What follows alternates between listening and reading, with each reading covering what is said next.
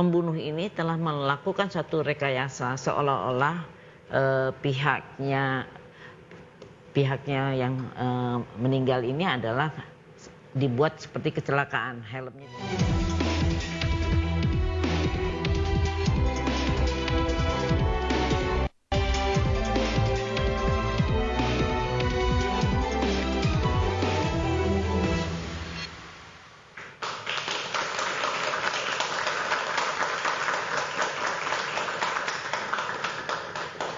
Pemirsa, sepekan ini kasus kematian Vina banyak kejutan dan cerita baru. Kemunculan Dede, saksi kunci kasus Vina yang mengaku peran Ibtu Rudiana dalam kesaksiannya. Serta Saka Tatal terpidana bebas kasus Vina yang telah menjalani sidang perdana peninjauan kembali dengan membawa 10 novum atau bukti baru. Apakah PK Saka Tatal serta kesaksian terbaru Dede akan membawa angin segar untuk 7 terpidana?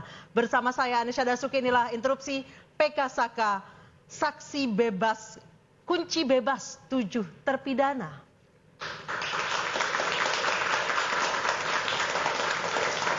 Baik, sudah hadir 4 narasumber di tengah-tengah panggung interupsi. Di sebelah kanan saya ada Suhendra Asido Huta Barat, pengacara Dede. Selamat malam, Bang Asido.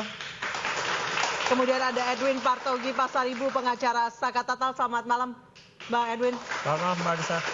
Di sebelah kiri saya ada Frederick Yunadi, praktisi hukum. Selamat malam, Pak Frederick. Selamat malam semuanya, selamat malam. Dan ada Ibu Elsa Syarif, pengacara Ibtu Rudiana. Selamat malam. Selamat malam. Bu Elsa. Assalamualaikum warahmatullahi wabarakatuh. Baik, pemirsa, ayah almarhum Eki, Ibtu Rudiana, ini menjadi orang yang paling dicari-cari setelah kasus ini kembali mencuat setelah vakum selama 8 tahun. Ini apalagi belakangan ada kabar dugaan penganiayaan, kemudian adanya saksi yang diarahkan oleh Ibtu Rudiana, menjadikan Ibtu Rudiana ini orang yang paling dicari-cari, apalagi selama sepekan terakhir. Rekan kami Abraham Silaban berhasil mendapatkan wawancara eksklusif dengan Ibtu Rudiana saat berziarah ke makam Eki di Cirebon, Jawa Barat. Kita sambil bercakap-cakap ya Pak, sambil duduk di sini bisa ya Pak ya? Ya. Bicara soal sakit hati, bicara kami lihat juga raut kesedihan dari Pak Rudiana. 8 tahun berlalu, masih tetap ingat Eki Pak? Karena Eki anak kami tentunya sampai kapan saya tidak akan pernah melupakannya. Kedekatannya, kemudian anak manjanya, solehnya, itu nggak bisa lupakan. Apa yang Bapak nggak mungkin lupakan dari sosok Eki? Dia anak yang berani, anak yang berani dan sangat memahami orang tua. Pak Rudiana, kalau Bapak sebegitu cintanya kepada Eki dan sampai kemudian Bapak menyebutkan masih memendam kepedihan selama 8 tahun lamanya, publik bertanya-tanya, ada 3 nama yang disebutkan, belum diketemukan dan lain sebagainya. Apakah kemudian ini mengganggu Bapak? Kalau iya ini mengganggu Bapak, Bapak apakah mengikuti proses-prosesnya Pak? Baik, kaitan dengan 3 nama tentunya itu saya serahkan kepada para penyidik. Saya penyidik, silakan mereka yang penegakan hukum. Gitu ya Pak. Bapak merindukan keadilan untuk anak Bapak? Saya rindu keadilan. Saya berjuang untuk mencari keadilan. Saya sudah melihat potongan video yang sebelumnya ketika Bapak muncul ke publik pertama kali, yang Bapak menyebutkan bahwa jangan menambah kegusaran hati, jangan menambah kesedihan dan lain sebagainya, karena prinsipnya masih ada upaya untuk mencari orang yang bertanggung jawab di balik kematian Vina dan Eki, anak Bapak. Apa yang Bapak maksud tentang itu? Artinya selama ini para penyidik terus berupaya, terus berusaha tentunya untuk mentuntaskan apa yang selama ini menjadi bahan omongan. Dan setelah itu kami begitu kesulitan untuk berkomunikasi dengan Pak Rudiana. Yang kami tangkap Pak Rudiana minta waktu tenang dulu. Dan sekali lagi saya sebagai seorang jurnalis yang selalu menghargai privasi dan hak narasumber, saya melakukan itu dan membiarkan Bapak tenang dulu. Sekalipun jalinan komunikasi terus kami lakukan Pak. Sampai pada akhirnya Bapak bicara sekarang Pak. Nah, setelah kemudian kasusnya semakin lama, melebar kemana-mana dan lain sebagainya. Kenapa begitu sulit Pak untuk pada akhirnya menemui Pak Rudiana? Baik, tentunya yang pertama saya mohon maaf kepada seluruh warga negara Indonesia karena selama ini saya tidak pernah muncul di media. Tentunya karena apa? Saya seorang anggota polisi aktif, yang mana saya taat pada aturan-aturan serta kode etik. Sekalipun sesungguhnya Bapak tidak menutup diri. Saya tidak menutup diri karena segala macam bentuk kegiatan sebagai Kapolsek, tentunya sebagai pelayan masyarakat saya tetap lakukan. Oke. Tugas Bapak tetap Bapak lakukan. Betul. Ya, Pak ya. Kami mohon maaf sebelumnya Pak, karena upaya saya untuk mencari Pak Rudiana kan Bapak tentu juga perhatikan Pak. Ya. Saya datang ke Polsek Kapetaka, Pak disebutkan Bapak ada giat di Polres dan sebagainya. Terus juga ada upaya yang terus kami lakukan dan lain sebagainya. Ini bukan berarti untuk menutupi sesuatu Pak. Dalam ini saya sama sekali tidak ada tutup-tutupi, namun terus saya sampaikan tadi, saya sebagai anggota polisi aktif tentunya harus tetap saya mentaati aturan-aturan yang ada. Ya.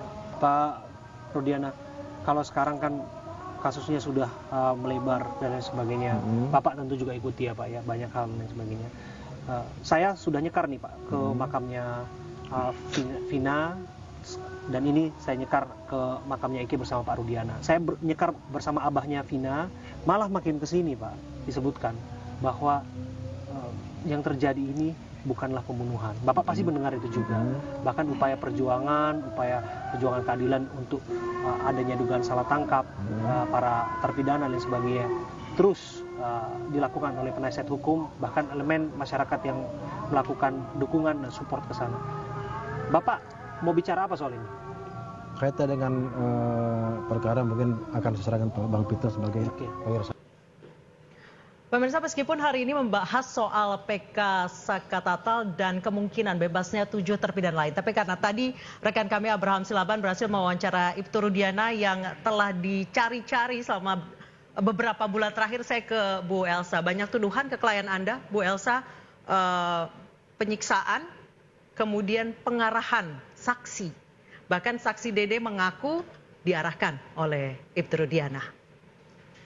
Bagaimana Anda dan juga klien Anda menanggapinya? Tentunya dibantah secara tegas ya, tidak ada itu.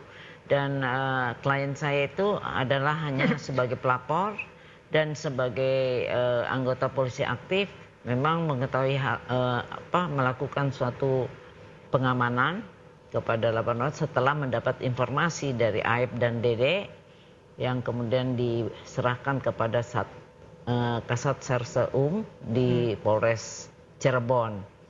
Dan dari hal itu waktu sebagai pelapor dia juga disampaikan oleh penyidik ya bagaimana peristiwanya sehingga dia menjadi pelapor, dan itu hanya 3 hari di Polres Cirebon. Ya kan buat laporan tanggal 31 Agustus dan tanggal 3 September itu sudah ditarik.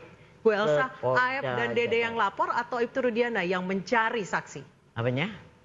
Aib dan Dede yang melapor langsung ke Ibtu Rudiana atau Ibtu Rudiana yang mencari saksi mata? Bukan, pada waktu itu tanggal 31 itu setelah melihat katanya kecelakaan dan sudah dikubur ya, dan melihat barang buktinya, motornya bagus, utuh, cuma berat sedikit aja,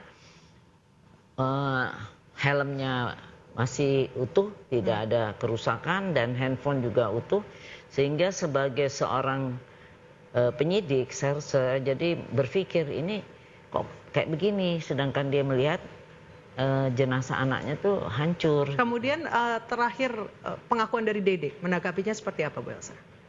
Iya, waktu itu bertemu sama mereka berdua. Coba pernah lihat nggak orang kecelakaan di sini? Ini motornya, ininya disampaikan. Dia bilang nggak melihat kecelakaan, tapi dia melihat pada malam minggu itu tanggal 27 Agustus ada 2 motor yang dikejar-kejar oleh 4 motor anaknya. Tapi dia tidak kenal yang dikejar, tapi dia tahu orang-orang yang mengejarnya, dan karena biasa duduk-duduk di situ minum-minum di warungnya Ibu Nining. Nah disitulah justru dapat masih ingat orangnya, oh saya masih ingat. Sehingga nanti kalau mereka datang beritahu kami. Dan itu jam 2 siang, jam 4 sore sudah ditelepon sehingga mereka mengamankan 8 orang itu ke Polres Cirebon. Tanggapannya soal tadi Dede gimana? Pengakuan Dede bahwa katanya diarahkan oleh Ibtu Rudiana. Ya itu tidak benar. Nanti kita buktikan saja itu. Baik, Bang Asido silakan. Ya, baik, terima kasih.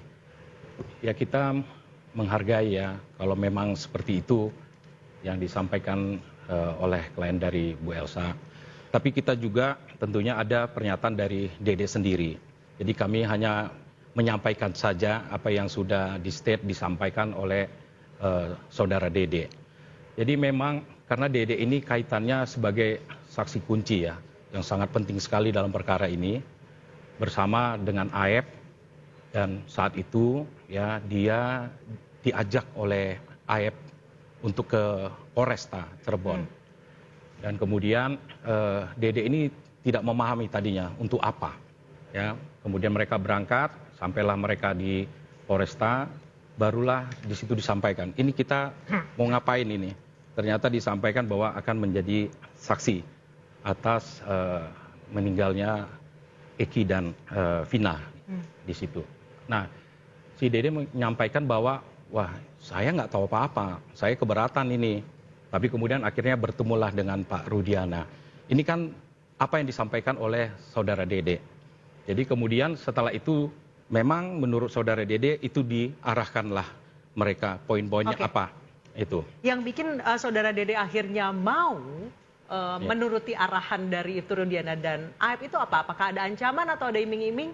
Jadi tidak ya. Itu kan memang dia sampaikan. Tapi kita bicara sekarang juga ada psikis ya. Kita lihat bahwa Dede ini kalau kita bilang ini orang kecil lah. Ya, secara strata ekonomi juga di bawah. Dia cuma kuli bangunan gitu, lulusan mungkin SMP. Lantas dia berada di area kantor kepolisian gitu. Terus bertemu dengan polisi, kemudian bertemu dengan Pak Rudiana. Jadi secara psikis dia tertekan, dia ada ketakutan. Itulah yang dia sampaikan ya kepada kami. Sehingga dia mau saja dan bersedia. Baik, saya ke Bang Edwin. Ya. Bang Edwin, kalau misalnya 7 terpidana lain mengaku juga kalau sempat dipaksa untuk mengaku, bahkan disiksa. Sama seperti Saka Tatal juga. Ya, saya rasa mungkin namanya jadi. Ya. Dan satu kami di Saka Tatal ya. Tentu apa yang disampaikan Saka Tatal sudah sangat jelas diketahui oleh rakyat Indonesia. Di forum ini di Rakyat Bersuara di iNews pertama kali. Betul. Ya. Kemudian muncul di berbagai pemberitaan dan juga podcast. Saya rasa yang disampaikan Saka Tatal, kemudian Liga Akbar dan Dede itu kan memperjelas bahwa rekayasa kasus terjadi. Gitu. Memang terjadi. Memang terjadi rekayasa kasus itu. Jadi kalau seandainya suatu peristiwa kecelakaan berubah menjadi peristiwa pidana, itu bukan suatu hal yang luar biasa, tidak. Bisa saja kecelakaan itu memang direkayasa, sebenarnya tidak pidana, ya, direkayasa supaya nampak kecelakaan. Tetapi yang terjadi di sini sebenarnya sama sekali tidak ada peristiwa itu. Tidak ada rekayasa kecelakaan juga, sama sekali tidak ada. Ya saya nggak tahu soal rekayasa kecelakaannya, tetapi setidaknya peristiwa pembunuhan dan pemerkosaan yang dituduhkan itu sejauh ini nggak ada buktinya. Sejauh ini nggak ada bukti. Berarti murni kecelakaan, Bang Edwin. Kalau kita bilang film Pina itu bisa fiksi, tapi nggak boleh pada perkara pidana. Pada perkara pidana nggak boleh fiksi. Pak Rudiana kehilangan Eki, anak kesayangannya, ya sudah 8 tahun. Tapi bagaimana dengan mereka yang 8 tahun kehilangan kebebasannya? Kalau ini rekayasa kasus, kalau ini peradilan sesat. Baik, jadi Anda memang bersikukuh bahwa ini murni kecelakaan dan pembunuhan dan pemerkosaan adalah sebuah rekayasa. Fiktif, nggak ada. Fiktif tidak ada? Tidak ada. Kalau ada yang punya bukti tunjukkan, buktinya mana? Baik, silakan Bu Elsa. Ya, jelas ini adalah kasus pembunuhan, ya, di mana perlu kita tahu memang ada sudah tim eksistensi dari Mabes Polri, Irwasum, Propam turun ke Polda Jabar. Di tahun 2016 Ya, itu? sudah mulai melakukan Atau baru sekarang? pemeriksaan dan kemudian memang ada suatu kesalahan informasi karena pembunuh ini telah melakukan suatu rekayasa seolah-olah pihaknya yang meninggal ini adalah dibuat seperti kecelakaan, helmnya dipakai dan segala rupa ya. Nah tapi helmnya nggak pecah gitu loh. Terus kemudian handphone, motornya, nah itu yang menjadi penelitian pada waktu dibilang kecelakaan langsung dimandikan dan dikubur ya. Nah tentunya setelah dari pengolahan itu di Polda Jabar ini pembunuhan kan 9 hari kemudian kan dibongkar kembali. Ya. Nah hal-hal yang misalnya tubuh itu dari visumnya itu kan sudah membengkak 9 hari. Terus dia tuh misalnya ada sperma pun spermanya pun sudah membusuk dan segala rupa. Jadi karena itu tidak bisa dinyatakan demikian. Tetapi kita kan bisa lihat bahwa dari podcast ya, pertanyaan interview dari Pak Deddy Mulyadi kepada pemandi mayat terhadap almarhumah Vina, ditanya apakah ini pembunuhan atau kecelakaan, jawabnya ini pembunuhan. Baik, ini ada dua versi yang masing-masing punya bukti dan saksi kuatnya masing-masing. Saya akan bertanya nanti ke Pak Frederick, sebenarnya ini fiksi atau benar ada pembunuhan dan pemerkosaan, atau ternyata setelah 8 tahun baru diketahui ini adalah kecelakaan murni. Usai jeda tetap diinterupsi.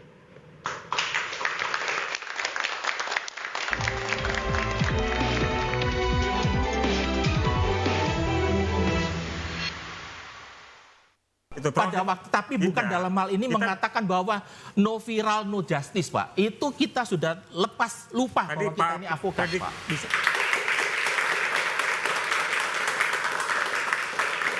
Pemirsa, bukan hanya saja para saksi kuasa hukum yang terbagi opininya, tapi netizen pun terbagi opininya. Saya ke Pak Frederick, sebenarnya siapa yang bisa lebih dipercaya? Saksi yang kemudian memutuskan untuk berkata jujur dan sebelumnya memberikan kesaksian palsu, dan para terpidana dan mantan terpidana, atau petugas kepolisian yang anaknya menjadi korban? Begini, menurut hemat saya, yang jelas kita sebagai seorang warga negara yang patuh pada hukum, kecuali kalau kita nggak patuh ya, kita itu wajib tunduk dan menghormati putusan yang sudah berkekuatan hukum tetap. Kita tidak setuju, boleh kita lakukan upaya hukum peninjauan kembali. Tapi tidak bisa mencaci maki bahwa itu tidak benar. Dan ingat, dalam hal ini, itu ada kode etik avokat yang saya perlu ingatkan pada teman-teman seprofesi kan, di pasal 4B dan C. Janganlah memberikan suatu pengarahan, keterangan yang bisa menyesatkan. Kita tidak boleh memberikan satu pendapat pribadi atau asumsi, seperti menyatakan di depan media bahwa ini adalah kecelakaan lalu lintas, bukan pembunuhan. Jadi seolah-olah yang menyatakan itu lebih pandai dong dari hakim. Yang punya palu itu hakim, bukan avokat. Saya nggak punya wewenang, Bu Elsa nggak punya wewenang. Kita boleh mengajukan dalam pledoi atau dalam hal ini replik atau dalam kesimpulan. Kita tidak bisa memutuskan perkara, senang tidak senang kita harus tunduk sama hukum.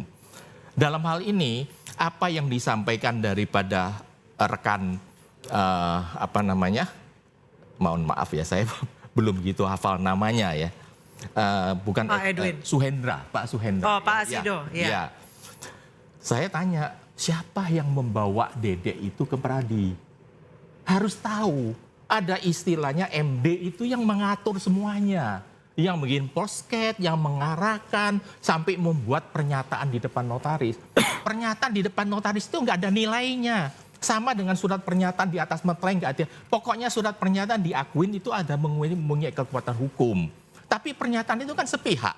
Saya hari ini menyatakan, Mbak, saya mau kasih Mbak 100 juta.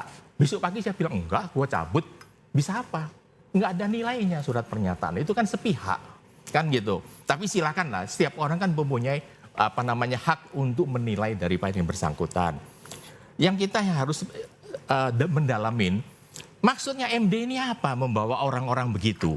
Saka juga dia yang bawa, Dede dia yang bawa, kemudian diarahkan. Dia sekarang kan lagi mau main di dalam politik kan, yang kita perlu tanda tanya. Kemudian dalam hal ini, sebagai seorang avokat, kita ini punya DM maksudnya apa? Bukan MD. DM. Bukan iya, DM, MD. sorry. Oke. Saya Deddy tidak Mulyadi kenal maksudnya. dia, ya. Saya tidak mau sebut namanya, Pak, itu, Pak. Tapi yang jelas, Pak, sebagai seorang avokat, Pak, kita itu wajib memberitahukan yang bersangkutan bahwa bila Anda sekarang memungkirin keterangan Anda yang di bawah sumpah, Anda itu akan terjerat 242 Yunto 221. Ya, sumpah palsu. Itu pasti 9 tahun masuk.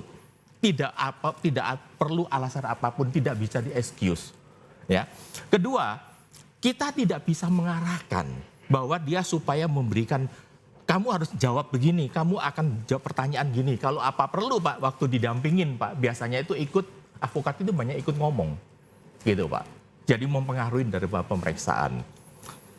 Yang jelas, apa yang dikatakan dia disiksa, disetrum, dan segalanya, kasus ini oleh Saka khususnya, karena saya pernah dialog dengan Saka juga, kalau nggak salah di iNews atau di TV One, saya lupa. Jelas yang ini dia ngaku, dia disiksa, dipukulin, dan segalanya. Bahkan ditanya waktu itu, ketika Anda sudah diserahkan pada jaksa, tahanan Anda kan sudah tahanan jaksa, bukan polisi, apa jaksa ikut menyiksa? Iya, katanya begitu. Yang jelas, dia sudah menyampaikan keberatannya bahwa penyiksaan di depan sidang. Di mana hakim itu langsung memanggil namanya verbalisan, penyidiknya. Di dalam putusannya Saka itu ada namanya pemeriksaan verbalisan. Jadi penyidik itu membantah dan sebagainya, mereka kan adu argumentasi. Tapi yang kita lihat, yang saya lihat, bahwa akhirnya hakim itu kan memutuskan bahwa dia lebih mempercayai verbalisan, bahwa itu tidak terjadi. Jadi janganlah dalam hal ini kita memberikan suatu, mendoronglah opini masyarakat bahwa waduh itu polisi itu kejam dan sebagainya, itu nggak baik. Baik, saya ke Pak Edwin, silakan langsung ditanggapi. Ya, tanggapin apa nih? Ya, Soal katanya penyiksaan tidak benar. ya Jadi sebenarnya- intinya Pak Frederick mengatakan Saka bohong soal Kalau- penyiksaan. Iya, jelas di pemeriksaan verbalisan ya kita lihat putusan Dan hukum, diarahkan kan? oleh kuasa hukumnya. Bukan, dalam hal ini kalau dia soal dia ngaku dia disiksa dan segalanya siapa yang ngarahkan, saya tidak ikut campur. Cuma saya bicara fakta hukum kan, saya dalam hal ini posisi saya kan hanya menjelaskan duduk hukumnya itu bagaimana. Baik, silakan. ada dua pilihan, Mbak Anissa. Pertama kan kalau ada yang merasa pihak dirugikan dari keterangan Saka Tatal, Aldi, Dede, ya laporkan aja ke polisi. Itu pilihan pertama. Dan kedua, sebaiknya atau seharusnya supaya kegaduhan ini berhenti, proaktif dong polisi. Ini kan sudah jadi konsumsi publik, gitu loh. Ya, netizen setiap hari bersuara, gitu loh. Jadi proaktif dong polisi. Ngapain kita menunggu juga ada pihak pelapor bahwa ada pengakuan peristiwa pidana yang disampaikan oleh Aldi, Saka Tatal, Dede, Liga Akbar, ya 4 orang. Gitu loh. Ada tambahan. Ya, Saksi-saksi yang lain juga kan, Pram, Betul. Teguh, Ya. Okta, ya. Udin. Silakan, Mbak. Silakan majukan ke Propam, Mbak. Itu Pada waktu, tapi bukan Tidak. dalam hal ini Kita- mengatakan bahwa no viral, no justice, Pak. Itu kita sudah lupa Tadi, bahwa kita Pak, ini avokat, tadi Pak. bicara Kita saya tidak nggak ada Pak potong, namanya Pak no Fredrik. viral, no Oke, Pak justice. Frederick, Pak tahan Fredrik dulu. bisa saya Silakan, potong. silakan Pak Edwin. Ya, jadi gitu. Menurut saya kalau mau mengakhiri ini dan kemudian Polri juga merasa dirugikan dengan opini berkembang, proaktif saja. Itu dalami keterangan itu. Keterangan tadi saya sampaikan ya. Tidak ada 4 aktor yang penting dalam perkara ini. Ada Liga Akbar, ada Saka Tatal, ada Aldi, ya, ada Dede, ya, yang sudah menyampaikan secara terbuka apa yang terjadi pada versi Aldi dan Liga dan Saka Tatal. Mereka menceritakan tentang penyiksaan. Pada versi Dede dan Aldi mereka menceritakan tentang keterangan palsu, tentang pengarahan, gitu. Itu perkara pidana bukan? Kalau itu perkara pidana proaktif dong, udah jadi pejabat publik. Untuk apa kita bicarakan ini tiap malam di iNews? Gitu. Sementara penegak hukum kita diam-diam saja, seperti nggak ada masalah. Oke, baik, kita akan kembali usai jeda, tetap diinterupsi.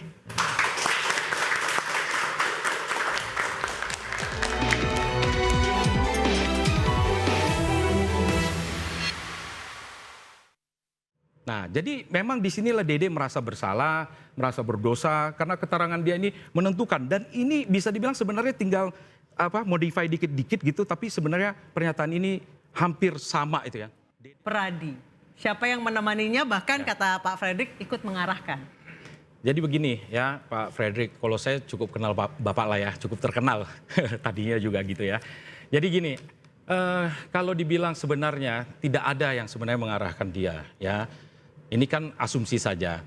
Jadi ceritanya itu sebenarnya itu kakaknya menghubungi yang kita dengar ya ke DM gitu ya, Kang DM. Nah kemudian hadirlah si Dede ini.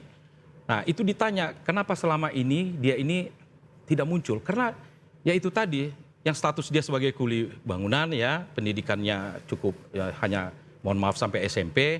Sehingga tidak ada keberanian bagi dia untuk muncul. Begitu dia melihat ya ada ini viral dan kemudian dia melihat ada tim Peradi. Karena di Peradi ini ya di bawah Prof. Otto ini ada pusat bantuan hukum yang menangani pro bono. Dia jadi ada keberanian untuk muncul. Nah sekarang dia selama ini 8 tahun ini memang itu pengakuan dia tidak tenang hidupnya gitu ya. Dia terbebani, merasa bersalah, merasa berdosa gitu. Dan kemudian dia akhirnya berani untuk menyuarakan. Karena penting sekali kesaksian Dede ini juga ya. Jadi ini tidak hanya sebenarnya kalau kita bicara itu bukan Dede itu sendiri ya. Banyak sebenarnya yang contoh tadi mencabut-cabut ya keterangannya, kesaksiannya. Nah termasuk juga Liga Akbar. Jadi kalau dari keterangan Dede itu dalam BAP-nya itu, dia melihat ada kumpul di depan SMP 11, kemudian ya itu melempari ada 2 loh motor di situ yang konvoy. Itulah yang disebut Liga Akbar, BAP-nya kan begitu. Iya. Liga Akbar mengkonfirmasikan di dalam BAP ya, yang kemudian dicabut Liga Akbar, bahwa dia di situ yang ikut konvoy itu. Kemudian dilempari, kemudian sampailah terus dikejar, dipepet, dan seterusnya gitu ya, terjadilah peristiwa itu. Nah ini kan ternyata tidak ada. Bahkan kemudian kalau kita lihat juga pada saat penangkapan yang dilakukan Pak Rudiana ya dengan tim itu, ada BAP juga dari tim itu yang menyatakan keterangan Aep dan Dede. Aep dan Dede. Nah inilah awalnya, padahal peristiwa sebenarnya Aep ini kenapa sampai menyebutkan ya nama-nama siapa ini terpidana yang sebenarnya menurut kami gitu tidak bersalah. Yaitu karena ada peristiwa tanggal 25 ya, 25 Agustus itu, yang mana karena ada peristiwa digerebek itu, ya dia dipukuli warga di situ, Siapa ya si Aep, ya dengan ada anak pang lah. Nah karena itulah kemudian pada saat Pak Rudiana kemudian mencari, menginvestigasi sendiri, kita sih maklum lah ya dan bersimpati. Dia kehilangan anaknya, dia lihat keadaan begitu, kemudian dia mencoba mencari tahu. Tapi kan dia ketemunya Dede nih gitu. Nah ketemu Dede terus kemudian dia bilang hubungi saya kalau ketemu orang-orang yang begini. Dihubungilah oleh si Aep ya. Nah inilah asal muasalnya nih semua nama-nama ini muncul. Nah ternyata Liga Akbar juga mencabut. Bahkan ada 2 DPO yang kemudian menjadi fiktif gitu. Ya, padahal Andi Dhani itu ya sangat berperan sekali, banyak sekali tindakan aktifnya di dalam BAP itu. Nah jadi kalau kembali lagi saya rasa sih itu hak daripada Dede ya. Bahwa kemudian karena juga kalau dibilang dia, kenapa dia tidak dihadirkan? Karena dibilang disumpah. Menurut Dede sendiri dia tidak pernah disumpah gitu. Dan BAP itu ada 2 ya, 2 September dan 23 November. Jadi 2 September itu di Polresta Cirebon, 23 Novembernya itu di Polda Jawa Barat. Yang 23 Novembernya menurut ya, ini menurut keterangan saudara Dede, bahwa itu tidak pernah dia menandatangani itu. Nah itu hanya ada penambahan di situ, itu karena keterangan jamnya saja. Karena di BAP yang sebelumnya itu pukul 10:30 malam ya. Nah dikoreksi menjadi 1 jam kurang dari jam 10.30 itu. Karena katanya handphonenya jamnya itu error di situ. Karena memang peristiwa itu jadi nggak sinkron. Nah, jadi memang di sinilah Dede merasa bersalah, merasa berdosa karena keterangan dia ini menentukan, dan ini bisa dibilang sebenarnya tinggal modify dikit-dikit gitu, tapi sebenarnya pernyataan ini hampir sama itu ya, Dede dan Aep. Sehingga dia menyatakan dia tidak tenang hidupnya, merasa bersalah, merasa berdosa gitu ya. Dia muncul. Soal dia muncul bagaimana caranya itu urusan lain ya. Ya, jadi dia siap menggantikanlah para terpidana itu karena dia merasa bersalah itu. Saya ke Bu Elsa. Bu Elsa berarti tinggal satu saksi. Oh enggak, Tinggal masih A. ada saksi yang lain. Akan Anda munculkan? Nanti aja itu kan nanti perlu pembuktian. Kami sudah dari Perhaki sudah memberikan somasi 3 kali 24 jam. Itu bagaimana somasinya? Nanti habis hari ini kita akan rapatkan tindak lanjut terhadap somasi kami. Dan kemudian Berarti akan lanjut ke ranah hukum, Bu Elsa? ya pasti dong. Karena masalahnya ini kan sudah pertama memberikan ujaran kebencian ya kepada klien kami yang dalam hal ini harusnya mendapatkan suatu kesusahan yang empati. Tetapi dengan ini seolah-olah dia itu seorang yang dalam kesedihan tapi dia seolah-olah menjadi seorang yang kriminal ya seolah-olah ya. Jadi kita harus meluruskan. Caranya meluruskan adalah memproses hukum mencari kebenaran material ini, suatu keadilan. Dan itunya karena ini dilakukan dengan podcast, dengan medsos dan segalanya. Jadi sesuai dengan peraturan Kapolri kita kan harus memberikan somasi. Setelah memberikan somasi tidak ada jawaban, kita bisa lanjut. Karena kalau kita nggak bisa membuat laporan polisi kalau misalnya tidak belum melakukan somasi. Dan semuanya ada data-datanya itu siapa-siapa yang telah melakukan sesuatu yang melakukan ujaran kebencian, fitnah dan pencemaran nama baik kepada klien kami, ya kita akan melakukan tindakan Termasuk upaya netizen, hukumnya. Bu Elsa? Ya? Termasuk netizen-netizen? Oh netizen sih bagi kami nggak ada. Itu kan netizen itu kan memang kan mereka lagi euforia seneng kayak begitu-begitu. Yang penting yang memang yang berkaitan dengan perkara sendiri. Dan hakim itu memberikan suatu putusan, pertimbangan putusan. Karena hukum berarti soal pencemaran nama baik dong? Kalau pencemaran nama keringanan Mbak. Ujaran kebencian. Ujaran kebencian. Baik silakan Pak Frederick, kayaknya mau nambahin. Saya akan menanggapin apa yang dikatakan dengan rekan Suhendra. Apa itu semua disebutkan dari BAP. Berulang kali saya udah dikasih tahu. Sebagai seorang profesional Pak, kalau kita melihat itu adalah dari fakta sidang. BAP itu dibuang aja itu, sudah nggak perlu kita lihat. Kenapa? Ya karena BAP itu kan sudah disaring, sudah diperiksa oleh majelis hakim dari fakta sidang. Kita membuat memori banding, memori kasasi semuanya atau membuat PPK itu semua pasti dari namanya putusan. Karena putusan itu kan dengan fakta sidang. Apa yang tuntutan dakwaan jaksa semuanya itu ada di sana. Satu persatu saksi mengatakan apa. Di sana itu kan ada pendapat hukumnya daripada hakim. Kedua dalam hal ini yang kita harus bisa memberikan suatu gambaran yang positif. Bahwa saya mempunyai catatan di sini. Dedek yang telah disumpah di penyidik dibacakan di persidangan. Tapi katanya nggak pernah disumpah. Nah ini ada kok bukti di sini ada. Makanya sebagai seorang avokat. Perkara nomor berapa Pak? Apa ya? Perkara nomor berapa? Pasal nomor berapa? Perkara nomor 03 sama 04. Oh enggak dong. Ada semua saya Pak. Saya Enggak. mencatat di sini. Enggak. Saya ada di sini tulisannya gimana? Bukan. Di perkara nomor 16, Dedek diakui sebagai berita acara sumpah. Tapi di perkara 3 dan 4, Dedek tidak diakui sebagai berita acara sumpah. Yang diakui berita acara sumpah hanya Aep. Jadi di sini itu tertulis secara jelas. Jadi tidak perlu berdebat sama saya hanya lihat hitam atas putih. Ya, jadi percuma berdebat sama saya nggak punya kepentingan di sini. Karena sini tertera ini sangat jelas. Kalau perlu disorot aja. Itu kan handphone Bapak. Itu terus. Di sini ada tulis kan, ada tulisnya Mahkamah Agung. Jangan begitu ngomong begitu, berarti Anda bisa dalam hal ini mencurigai itu saya. Putusan kasasi atau putusan PN? Putusan PN. Dalam sini kasasi kan juga dicantumkan putusan PN. Kasasi atau putusan PN? Putusan kasasi dalam hal ini dia ada catatan PN begitu. Jadi jangan dalam hal ini diputar balik. Putusan gitu kan. kasasi tidak selengkap putusan PN Pak. Ya, tapi di sini itu sangat jelas. Ya sih nanti itu adalah wewenang penyidik untuk memeriksa siapa yang benar siapa yang nggak benar. Setahu saya putusan 16, 3 dan 4 tidak diupload di website Mahkamah Agung. Ini saya ada kok. Yang ada putusan banding dan kasasi diupload. Saya ada, begitu aja. Oke, Terus baik. kedua Pak ya, saya harus jelaskan. Dalam hal ini ya, yang kita lihat apa dikatakan ini adalah kecelakaan lalu lintas. Ya. Visum et repertum di sini sangat jelas. Saya bacakan ya visum et repertum, saya nomornya nggak perlu saya sebutkan. Tanggal 13 September 2016, perihal hasil pembongkaran makam dan pemeriksaan mayat atas nama Muhammad Rizky Rudiana.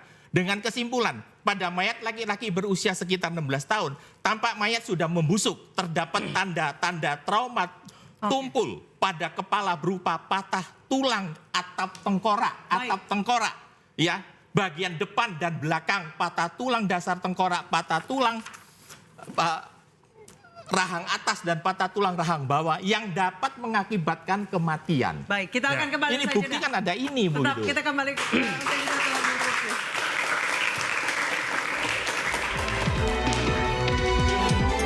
Nggak ada. Dan tidak ada namanya dokter. Saya nggak tahu ya dokter namanya itu dari mana dapatnya, saya nggak ngerti.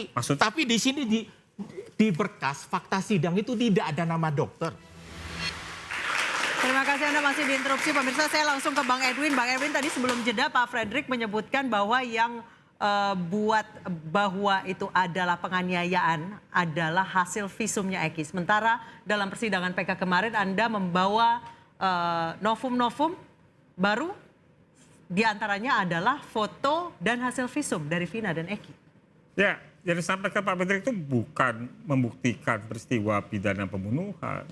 Yang disampaikan Pak Fredrik itu apa yang dialami oleh Eki yang ditemukan oleh dokter ekshumasi ketika itu pembongkaran makam, ya, yang menunjukkan bagaimana luka-luka yang dialami, termasuk juga disebutkan adalah trauma tumpul. Satu hal yang bisa kita baca dari putusan 3 perkara itu, bahwa dokter forensik, dokter visum menyatakan tidak ada luka akibat senjata tajam. Yang itu yang selalu dikedepankan oleh termasuk Pak Rudiana sejak awal, bahwa anaknya mengalami luka dengan senjata tajam samurai itu, di bagian dada. Ya.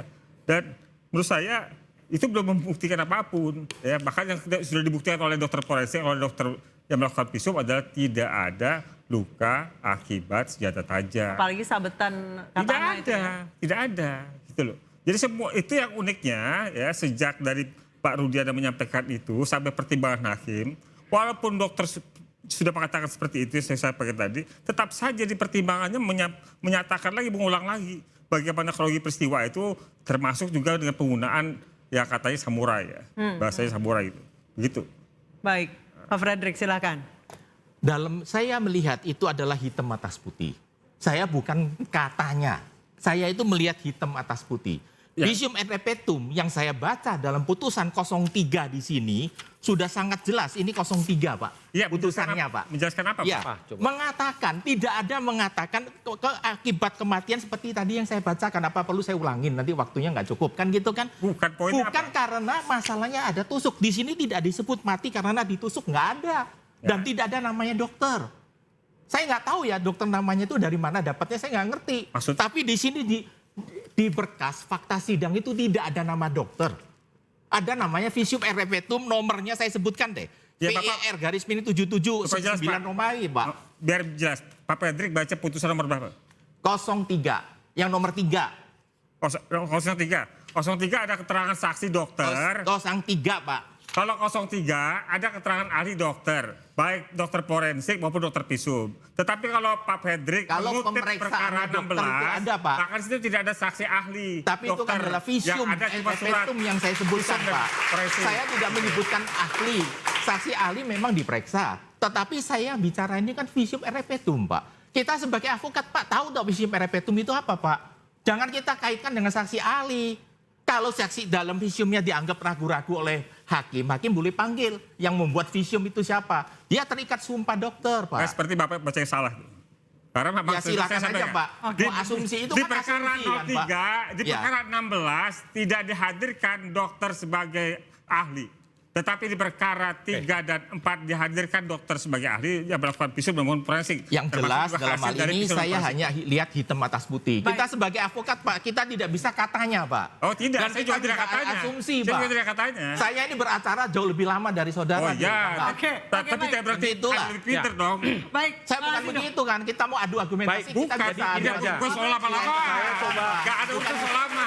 Saya lihat kita ke Dewan Kehormatan. Saya nggak butuh soal lama. Gitu. Itu nggak penunjukan apapun, Pak. Soal apa itu, Pak? Bang Erwin dulu, silakan. Jadi gini, kita lihat dari berkas saja. Mungkin Pak Fredrik juga ini download ya. Kalau kita memang ada berkas juga yang dari BAP-nya. Kita lihat dari yang Dr. Rahma ya, Tiaranita. Ini dia memberikan BAP-nya itu tanggal 17 bulan Oktober tahun 2000 ya. Atas dia melakukan itu pada tanggal 28 Agustus ya. Kan gitu kan. Fairnya ini. Jadi di sini ditanyakan ya, apakah pada saat saudari melakukan pemeriksaan poin 7-nya terhadap mayat atas nama Muhammad Rizky Rudiana pada tubuhnya ditemukan luka akibat tusukan benda tajam? Jelaskan. Pada saat saya melakukan pemeriksaan terhadap mayat atas nama Muhammad Rizky Rudiana ya almarhum, pada tubuhnya tidak ditemukan luka akibat tusukan benda tajam dan hanya luka terbuka di bagian dahi dan punggung tangan, dan akibat dari apanya saya tidak tahu. Kemudian kesimpulannya adalah luka-luka sebagaimana tercantum di poin nomor 13 dan seterusnya. Nah, jadi ketika dia ditanya ini ya, perlu saya jelaskan dasar saya sehingga menyebutkan bahwa kematian saudara Muhammad Rizky Rudiana akibat kecelakaan lalu lintas berdasarkan keterangan saksi polisi yang mengantar mayat tersebut ke rumah sakit bahwa korban kecelakaan tunggal. Jadi dia katakan juga di sini bahwa sedangkan untuk luka yang terbuka saya tidak bisa menyimpulkannya. Nah, kalau kita bicara di sini, ini ketika Maaf Pak, ya. itu BAP atau persidangan? Nah, makanya kita kembali ke konteks. Sebentar, Pak. Keterangan itu Sebentar. di BAP atau di Ya, persidangan? berarti kemudian dia meralat dalam persidangan itu. Kan begitu. Ini kan jelas ya, dia tanda tangan di sini Soalnya ada kan kita ada berpegang pada putusan. ada Iya, penyidiknya fakta di sidang sini, lah kita pegang. berarti berubah lagi dalam fakta persidangannya kalau memang disebutkan seperti itu. Ada. Nah, sama seperti Dede, kalau kembali sebenarnya ini dalam kapasitas Dede ya sebenarnya. Nah, saya hadir juga. Ini apa Dede ini termasuk yang kategori susah dihadirkan gitu ya? Atau di luar negeri harus kemudian yang katanya disumpah terlebih dahulu. Ya, disumpah pada saat BAP itu. Padahal menurut Dede itu tidak ada. Nah, ini kenapa? Sehingga dia tidak dihadirkan dalam persidangan.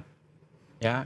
Dan menurut pengakuan Dede sendiri, dia dihubungin. Waktu itu memang dia dapat panggilan sidang ya. Nah, untuk hadir. Dia menghubungilah Pak Rudiana. Kemudian Pak Rudiana sendiri menurut keterangan Dede menyampaikan tidak perlu hadir. Tidak perlu hadir. Ya, jadi tidak ada keterangan dia. Ya, ini seperti afidavit aja jadinya. Kan gitu. Baik. Kalau ya Saya tambahin sedikit ya. Dr. Andri Nur Rahman dalam persidangan menyampaikan bahwa luka trauma tumpul pada kecelakaan lalu lintas itu di jalan aspal yang mulus suatu hal yang biasa. Gitu. Jadi Dr. Andri Nur Rahman ini dokter forensik. Baik, tadi lanjut Bang Asido, kalau apa? Tadi Bang Asido, kalau Dede tidak sulit dihadirkan? ya sebenarnya kan tidak sulit untuk dihadirkan kan. Dia sama aja dengan saksi yang lain misalnya gitu ya. Nah, tapi kenapa harus disumpah gitu? Yang menurut Dede sendiri dia tidak pernah dilakukan sumpah itu. Oke, kemudian menghadapi somasi. 3 kali 24 jam jadi malam gini, ini. Kalau di somasi Dari Bu ya Elsa dan kawan-kawan. tentu dihormatilah somasi itu ya. Kita menghormati adanya somasi. Tapi kan dia sendiri sudah menyatakan dia siap menghadapi. Ya. Bahkan sebenarnya sudah dilaporkan, dia statusnya pun terlapor. 242 gitu. Nah, jadi dengan adanya laporan itu juga itulah kita harapkan menjadi jalan nanti dia bisa membukakan itu semua. Jadi kalau ditambahkan lagi ya Bu Elsa ya silahkan gitu ya. Iya. Mungkin kan nanti akan dipanggil-panggil juga Pak Rudiana juga akan dipanggil dan yang lain saksi-saksi. Nah, ini kita mulailah yang dulunya tidak saintifik jadi saintifik lah Ya. pemeriksaannya. Tidak perlu datang ke cari sidang. kebenaran material ya, cari keadilan, dan tadi kita dengar bagaimana Pak Rudiana tuh ingin mencari keadilan. Dan ini kan baru sepihak dari Dede, dengan nanti ada pemeriksaan baru bagaimana nanti hasilnya. Tapi benar katanya Dede tidak perlu datang ke sidang yang Ya, itu bilang kan seperti saya- itu Ibtu Rudiana. Kami sudah tanyakan, tidak benar. Ini kan juga saya juga nggak ada mempersalahkan rekan saya karena menerima dari Dede. Jadi kita hormati masing-masing. Saya juga dari Saya tidak punya kapasitas Karena itu memberikan prosesnya penilaian ya gitu. tentu Silakan kita aja proses polisi hukum, yang periksa. Udah pembuktian. lapor, silakan. Nggak bisa Nggak ada sepihak. Kita kepentingan. harus pembuktiannya. Nanti tinggal pembuktiannya bagaimana.